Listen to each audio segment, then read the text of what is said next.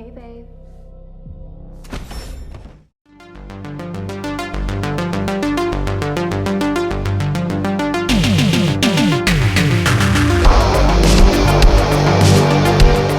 We are talking LAIR, directed by Adam Ethan Crowe, who also co-wrote the story.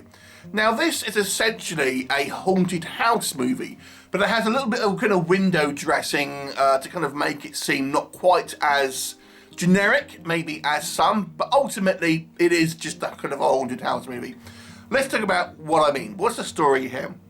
It actually opens with this guy who is in prison for killing his family, and he claims he was possessed. And one of his friends decides that he's going to try and sort of prove the story right by essentially renting out this apartment, filling it with cursed objects, and filming it with a kind of unknowing family kind of moved in and kind of seeing how they react.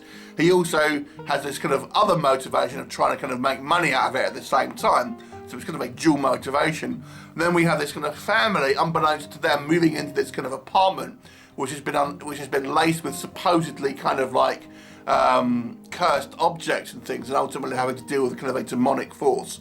Thus becomes it a haunted house kind of possession style movie. What'll happen? You'll have to watch the movie and find out. So let's talk about what works in this movie. I do think this ultimately is more or less just a straight kind of haunted house movie.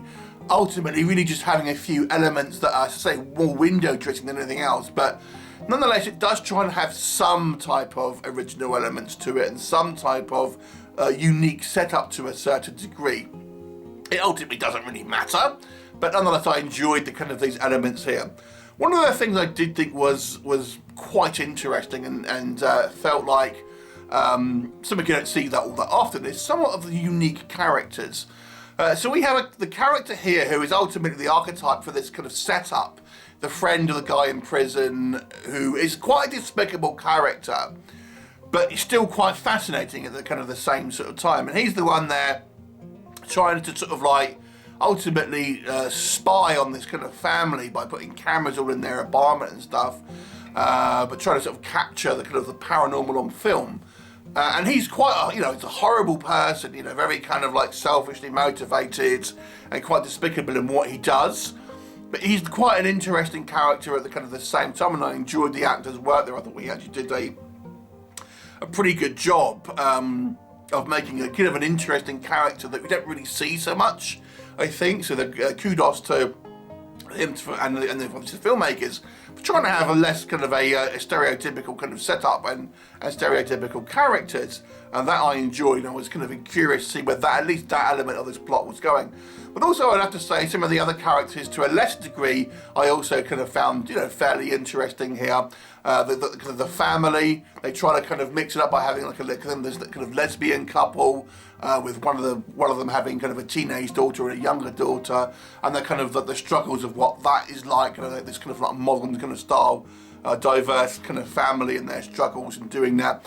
So the movie does try and have some interesting character moments and character kind of motivations, which are less the norm than maybe you would kind of see here. There are a couple of kind of interesting kind of spooky moments, and what I liked here is that you never quite know what the actual kind of antagonist, this kind of demonic antagonist, is actually kind of really after here. It seems sort of to be after maybe the young girl, but it seems pretty violent in its kind of execution of certain things. And there are some quite violent scenes where this kind of entity deals with certain kind of people along the way, and it does seem particularly kind of brutal.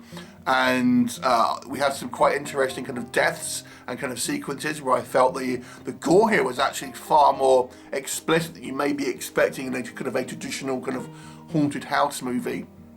The acting was a little bit of a mixed bag, and I'll come on to that again, but I do feel there are certain characters here that do a good job, so I won't say the acting is universally kind of like bad or good. There's some characters who I think are portrayed pretty well by some actors, some less so, and we'll touch on that in just a second here. So what can we say that doesn't work? Just to kind of like carry on from what I was saying, there are certain characters, particularly one character where I feel is quite poorly acted, to be honest. I'm not going to point out who that is. There's one character that really stands out to me as A, being quite badly acted, and B, fairly poorly written as well, being a very much a quite dislikable character in their own right, written to be particularly kind of negative, I would have to say. So I don't think that was a particularly well-written character. It really only seems to be that one mode. Again, I don't want to kind of point out, but those of you who've seen the film will probably know what I'm talking about. Effects-wise, as I said, it's pretty gory. Does rely a little bit on kind of CGI here and there, which I think sort of sticks out. The thing that bothered me, I guess, most about this movie is the original elements that it tries to put in. This kind of court case with this guy, and it's got, we have a brief kind of like scene with Oed Fair, who you may know from The Mummy. I'm probably pronounced that name wrong. He's in one scene, so he's, you know, he's right at the beginning, so you think he's going to be in it a lot. He isn't. But that whole setup was very poorly handled, and I have to say, I didn't really know what was going on. About 10-15 minutes into this movie, I thought I didn't actually know what's going on, because the setup of this movie was so poor and kind of like messy. It seems like such a bad setup. It's only through to kind of incidental dialogue as the kind of the movie kind of goes on that I think, okay, now I understand the setup. But that initial kind of like 10 minutes or so was poorly handled. And I have to say as well, when we get to the end, I also think that was kind of poorly handled. The movie tries to have somewhat of a kind of some non-linear elements, and I think that can work in certain movies, but you've got to be a bloody good writer for that to work, and this movie does not really have that kind of luxury. It's not bad, but ultimately we kind of see things out of order, and the movie, I think, structure isn't strong enough to really support that, and ultimately becomes kind of like, you know, it's some things it lets tension out when it shouldn't do, because kind of ultimately we know the fate of certain things, and it then comes a little bit confusing at times as well. The whole story structure here, I feel, is a little bit on the weaker side. It's kind of less about the demonic entity itself, and more about the kind of the family dynamics at certain times. We have a lot of arguing, and ultimately our families feel somewhat kind of unsympathetic, and also character motivations seem to kind of flip-flop throughout the movie. One time someone will be the kind of the more sympathetic one, but then they'll ultimately change their tune. Now you could argue that they're under some sort of demonic influence, but again, it's not really made explicitly clear about what's happening.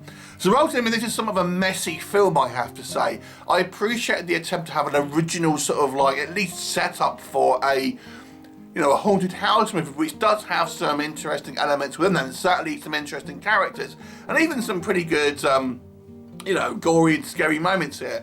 But the whole kind of story around it is ultimately poorly kind of put together, I have to say, and it needed, I think, either another writer to do a bit of a rewrite on it, or a producer to kind of push back on some of the more kind of like, decisions here that were made. And ultimately it becomes somewhat of a subpar film without kind of straying into out and out being bad. So I'll give it a 4 out of 10. Have you seen it? What did you think of it? Leave me a comment, and I'll look forward to seeing you next time. Bye for now.